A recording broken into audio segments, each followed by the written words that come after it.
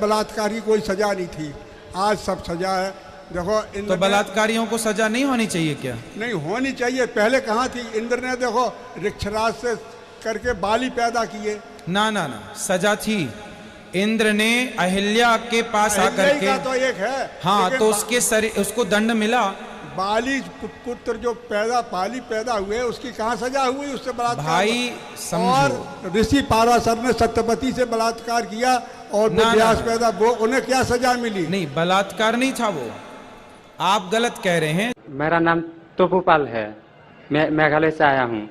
मेरा सवाल है, हम लोग श्री कृष्ण को सबसे बड़ा भगवान मानते हैं।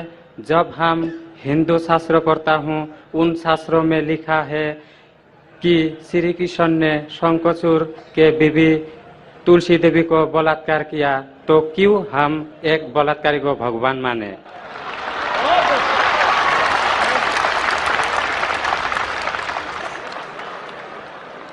भाई साहब का सवाल है कि हम श्री कृष्ण को भगवान मानते हैं, अगर उसने बलात्कार किया है तो बलात्कारी को भगवान क्यों माने? भाई साहब, जैसे मैंने कहा कि मैं हिंदू धार्मिक किताब पढ़ चुका हूँ, वेद पढ़ चुका हूँ, महाभारत पढ़ चुका हूँ, रामायण पढ़ चुका हूँ, और मैं जब पब्लिक में प्रचार करता हूँ तो मैं ऐसा प्रचार करता हूँ, अच्छी बातें कहता हूँ, पढ़ता हूँ सब कुछ, यकसानियत की बात करता हूँ और कहता हूँ, इख्तिलाफ की नहीं करता हूँ।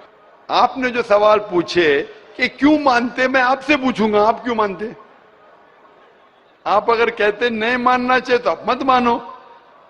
तो मैं समझता हूं कि अगर श्री कृष्ण सही में भगवान के अवतार है, अगर सही में पैगंबर है, तो कोई भी पैगंबर बलात्कार नहीं कर सकता है। सर लिखा है, तो बोई में लिखा है, किताब ग्रंथ में लिखा है। भाई साहब, मैं जानता हूं, मैं आपका जवाब देता हूं, मैं जानता हूं, मैंने नहीं कहा कि आप गलत कह रहे, मैं आपको कह रहा हूं ना। मिसाल देता हूं मैं, लूत अलैहिस्सलाम कुरान में लिखा है कि अल्लाह के पैगंबर है, ठीक है, लेकिन श्री कृष्ण अल्लाह के पैगंबर है, कुरान में नहीं लिखा है। लेकिन अल्लाह के रसूल फरमाते हैं कि इस धरती पे 1,24,000 पैगंबर भेजे, नाम से 25 है, उन 25 में से एक का नाम लूत अलैहिस्सलाम है। जब मैं बाइबल पढ़ता हूं, बाइबल में लिखा है कि लूत अलैहिस्सलाम ने जिना किया अपनी बेटियों के साथ। जो आपके शास्त्र में लिखा है उससे बड़ा गुनाह लिखा है बाइबल में। तो मैं क्या कहता हूं, वो बाइबल में गलत लिखा है। लूत अलैहिस्सलाम पे मैं इल्जाम लगा ही नहीं सकता हूं, क्योंकि लूत अलैहिस्सलाम अल्लाह के पैगंबर है। अब समझिए ना। तो मैं कहता हूं कि वो चीज जो बाइबल में है वो मिलावट है। अल्लाह के पैगंबर कभी भी अपनी बेटियों के साथ जिना नहीं कर सकते। तो मैं कहता हूं लूत अलैहिस्सलाम पैगंबर है, लेकिन वो चीज गलत है। जहां तक कि श्री कृष्ण का सवाल है, श्री कृष्ण का नाम कहीं भी कुरान में नहीं आया है, कहीं भी हदीस में नहीं आया है, लेकिन हमारे पैगंबर मोहम्मद सल्लल्लाहु अलैहि वसल्लम आखिरी पैगंबर फरमाते हैं कि दुनिया में 1,24,000 पैगंबर आ चुके। तो कोई मुझसे पूछता है क्या श्री कृष्ण पैगंबर हो सकते, तो मैं कहता हूं मुझे पता नहीं, हो भी सकते नहीं भी हो सकते। मैं ये नहीं कह सकता हूं कि कृष्ण अलैहिस्सलाम, ये नहीं कह सकता क्योंकि मैं जानता नहीं हूं, बराबर ना। लेकिन अगर है भी तो जितने पैगंबर आखिरी पैगंबर मोहम्मद सल्लल्लाहु अलैहि वसल्लम के पहले आए वो सिर्फ उन लोगों के लिए थे और उस वक्त के लिए थे। आज तुम्हें मानना चाहिए आखिरी पैगंबर मोहम्मद सल्लल्लाहु अलैहि वसल्लम।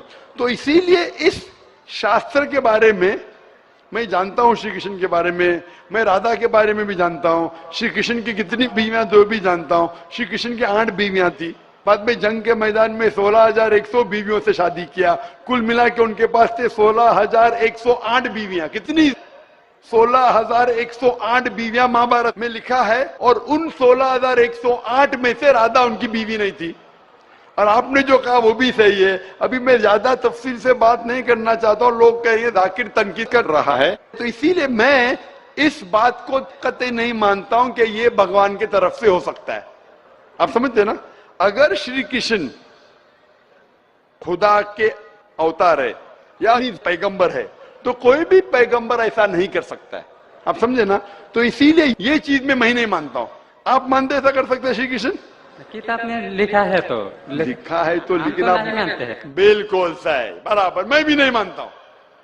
मैं भी नहीं मानता हूं, क्योंकि कोई भी भगवान के पैगंबर या अगर पैगंबर जो अच्छे इंसान, पैगंबर तो दूर की बात है, कोई भी अच्छा इंसान बलात्कार कर ही नहीं सकता, पैगंबर तो दूर की बात, आप समझे ना, कोई भी अच्छा धार्मिक इंसान बलात्कार नहीं कर सकता है, तो सवाल उठता ही नहीं। इसीलिए मैं लोगों के सामने ये सब पेश नहीं करता हूं, नहीं तो लोग बोलेंगे ये झगड़े लड़ा रहा है, आप समझे ना, मैं झगड़े लड़ाना नहीं चाहता हूं। कुरान में नहीं लिखे क्या, जो चीज यकसा नहीं है वो पेश करके लोग को लेके आओ, कुरान में लिखे जो यकसा है उसके बारे में बात करो, लोगों को करीब लेके आओ।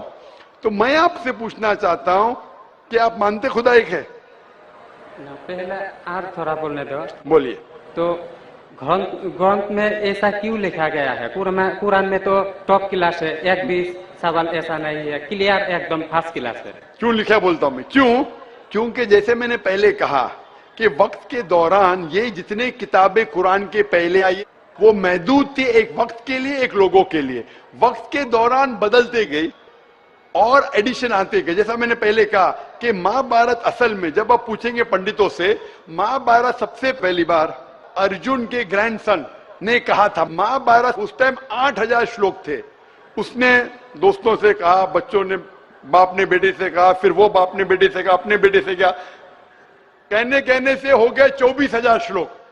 अभी 8000 से 24,000 16,000 तो कोई ना कोई लिखाएगा ना, खुदा ने थोड़ी लिखे, वो तो इंसान ने लिखे।